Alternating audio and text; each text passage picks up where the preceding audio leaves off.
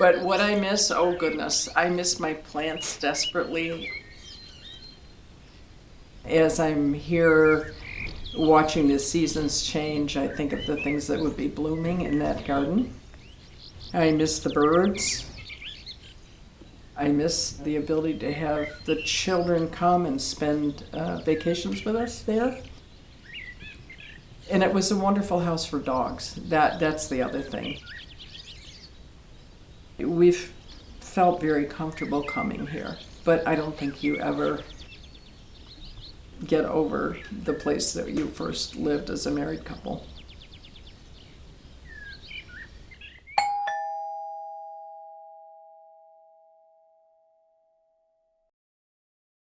My name is Imogene Faye Wicks Blatz. I came from a family of 5 girls. I was the second eldest.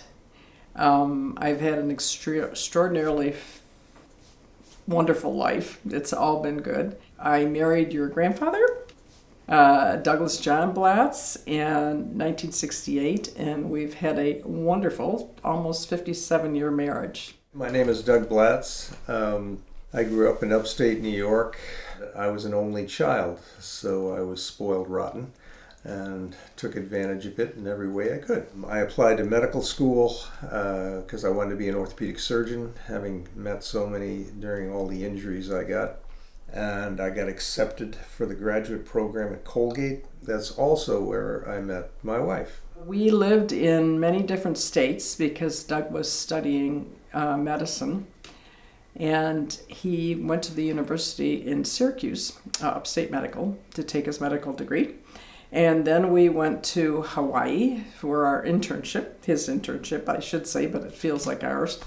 And then we went off to Louisiana to do his residency in orthopedic surgery. Doug got a job at the San Jose Medical Clinic, and we originally lived in Cupertino, which was the next town over from Saratoga.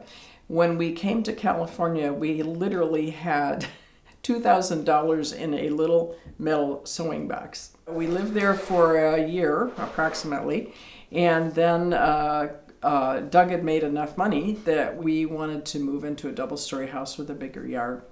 So we found this beautiful home in Saratoga. We had a costume Halloween party there pretty early on. I came as an artichoke, and your grandmother came dressed as a carrot. And we made our own costumes, so that was a lot of fun. I think the other thing about the house that was great was it just brought people together.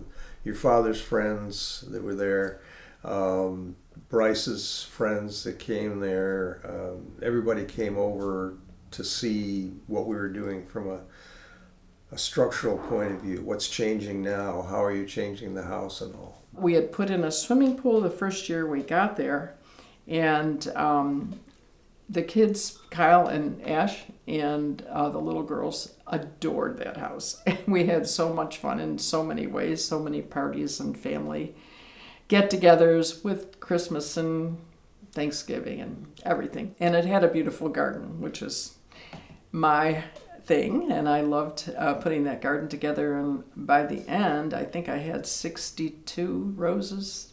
The houses were exploding in terms of value, and we had a mortgage still on the house, but it just got to the point where it was a little bit too expensive for what we were thinking about, and we wanted to be able to travel a little bit more if we could. I hated selling that house. But I recognize that since we're almost 80, it would be important for us to downsize and come into a house that was more better for older people. So we had a single story and a little bit more manageable size-wise.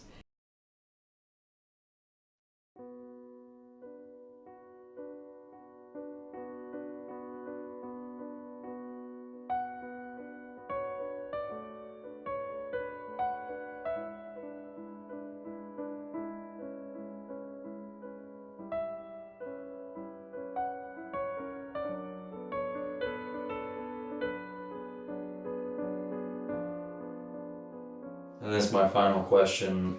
What would you say makes a house a home? Children. Grandchildren. I think that's the only answer you could give. Absolutely. Oh, it's the children and grandchildren, without any question. Because, well, let me read you something, if you don't mind. Can I read you something? Build me a son or grandson, our Lord, who will be strong enough to know when he is weak and brave enough to face himself. Build me a son or grandson whose wishbone will not be where his backbone should be. A son or grandson will know thee, and that to know himself is the foundation stone of knowledge. Build me a son or grandson whose heart will be clear, whose goal will be high, a son who will master himself before he seeks to master other men. And after all these things are his, add, I pray, enough of a sense of humor, so that he may always be serious, yet never take himself too seriously. Give him humility, so that he may always remember the simplicity of the greatness, the open mind of true wisdom, and meekness of true strength.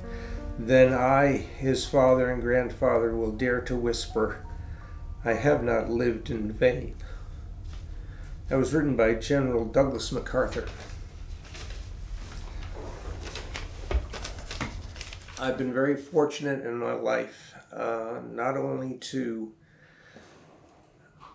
have time to be with my father for a long time. He lived to be 96.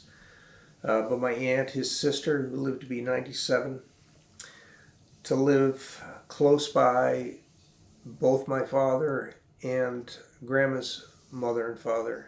And that was really nice, because we were able to move them out here to California so we could be here. They were able to see our children, Brian and Bryce, grow up, and that was very special. And the fact that we then had your father and you and your brother be close enough so we could see you. You weren't on the East Coast or some other place. With Bryce and his family in Portland, we were able to get up there as well. But I think that the life has been really wonderful, and I'm glad that you got to know Grandma and I as well as you have, because I didn't know my grandparents that well. And I see pictures of them, I remember it a little bit there, but it's nice to be able to interact on the level that we have interacted with you.